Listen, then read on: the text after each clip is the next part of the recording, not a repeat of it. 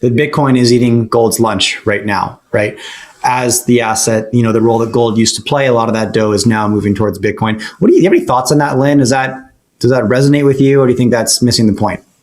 I think around the margins, it stole a little bit of the narrative. But if you look at, if I just looked at what gold, if Bitcoin didn't exist, and I'm just looking at what gold is doing compared to 10-year yields, nothing stands out as unusual. Now, it might be on the weaker side slightly of what I'd expect. Maybe it's $100 lower than I think it should be. But overall, it's roughly following what I would expect from money supply growth and from those 10-year real yields. And so, it's possible that Bitcoin's responsible for the fact that it's on the weaker side of what I'd expect rather than, say on the stronger side or kind of average. But overall, it's not really doing anything enough that I would call it deviant from how I'd expect gold to be behaving in this 10-year environment. Now, overall, real yields rose a little bit quicker than I would have guessed, say, 6 months ago. And so gold's been slightly weaker than I would have guessed 6 months ago. But comparing those two measures together, it's making sense as gold relative to real yields. But because we're getting such strong action in Bitcoin, and because younger investors are generally using, Bitcoin more like that gold proxy, we are probably getting some money flows that would have otherwise gone into gold and silver instead directed towards Bitcoin. But I view it as a big mix. And so some people are only one camp, only the other camp, whereas I like Bitcoin, I like gold, I like silver, I like copper, I like uranium. And I kind of just tilt them based on, what's getting out of hand. And so, for example, last summer, I was still bullish on gold, but I started rotating more and more into, some copper, some Bitcoin, things like that are a little bit more of that kind of kind of inflationary bent to them. And those have done well. But for example, copper, I think is, it's gone up pretty far, pretty fast. Mm-hmm. And so it's starting to look a little bit more interesting towards gold again. So I think we're firmly bull market. I mean, it's certainly a popular trade at this point. My base case is that trade's not over yet, that Bitcoin probably still has more to go in this cycle.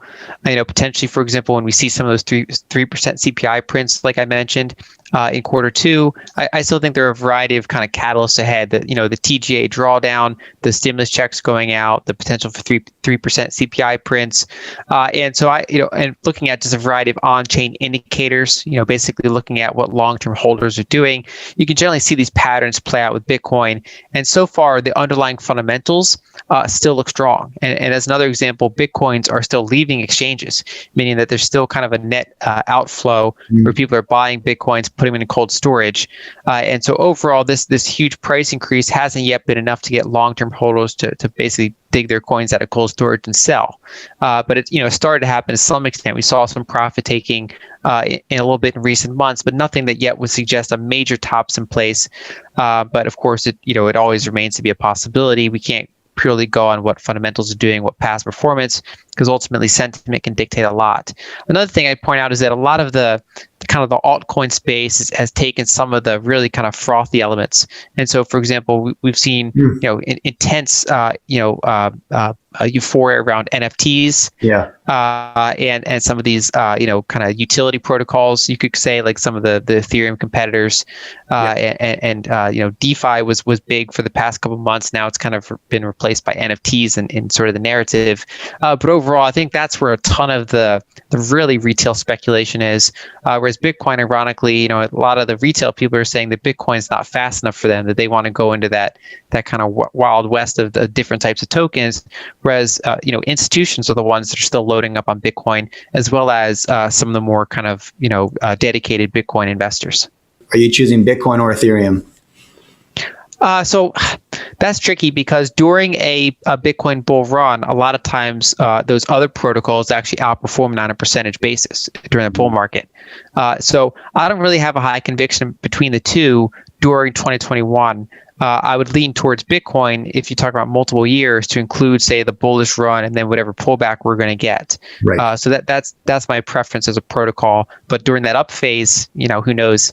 There's basically a difference between a strategic holding and a tactical holding, and the same thing's true for gold. So, for example, someone might have physical gold as a strategic holding that they don't really plan to sell for the foreseeable future, and then they might have gold miners or gold ETFs that they're using as a tactical play because they're bullish on a certain time period. And so I'm viewing Bitcoin similarly, where I think probably later this year is a good exit point from a tactical standpoint, or at least to basically rebalance the position and not become super overweight that position. And I treat different types of Bitcoin holding differently. And so, for example, in one of my model portfolios, I already sold a small tranche of the GBTC that I hold in that portfolio just to stop that from becoming such a big chunk of the portfolio. And so we've already actually, taken more profits than we put in. So the whole rest of the position is just a free riding position. Emerging market equities. So talk to me about timing and your outlook when it comes to emerging markets. So one thing I do is I separate them into different markets, and so people often look at that the basket, the MSCI Emerging Market Index, and that's market weighted composition.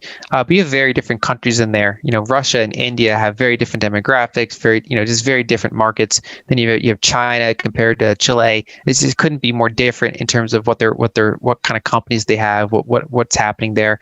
And so I really look at things on a country by country basis. The one thing that they mostly share in common is that they're an inverse dollar trade, because a lot of emerging markets they rely on external funding, they have dollar denominated debts, and so when the dollar is inflating, when there's basically the dollar's weakening compared to a basket of foreign currencies and weakening compared to hard assets in general, emerging markets tend to go along with that dollar bearish pro commodity trade, and there's some more than others. And so, for example, Russia, for example, has less dollar denominated debt. I mean, they've really kind of de-dollarized to a pretty good amount, but of course they're very dependent on energy prices. That's their big connection. Whereas China, on the other hand, they're more technology focused, and with them it's kind of about monitoring what the authoritarian leadership is doing in terms of, they go through these cycles where they want to grow, but then you start to get overheated, over leveraged, and it's basically well known they have a pretty big corporate debt bubble, and they always kind of try to prevent that from getting out of hand. And so they go through these periods. It's like if someone's like bodybuilding, they'll bulk up and then they'll cut back a little bit and bulk up. And China goes through these cycles where they grow and then they put on the brakes a little bit. And so you kind of watch those cycles for China. But overall, I am bullish on some of the Chinese equities. Pretty much I'm bullish across the board, except places that have a ton of dollar denominated debt. So I'm more concerned about, and I generally like to avoid that risk. I'm also actually pretty bullish on Japan, even though it's not an emerging market, partly because Japan's companies are pretty global in scope. A lot of them do work around the world, including in emerging markets. And so, for example, one of the ways that I'm kind of trading emerging markets is actually to have some of the Japanese trading companies that are involved in commodities, that are involved in infrastructure projects and all sorts of industrial projects for a variety of countries.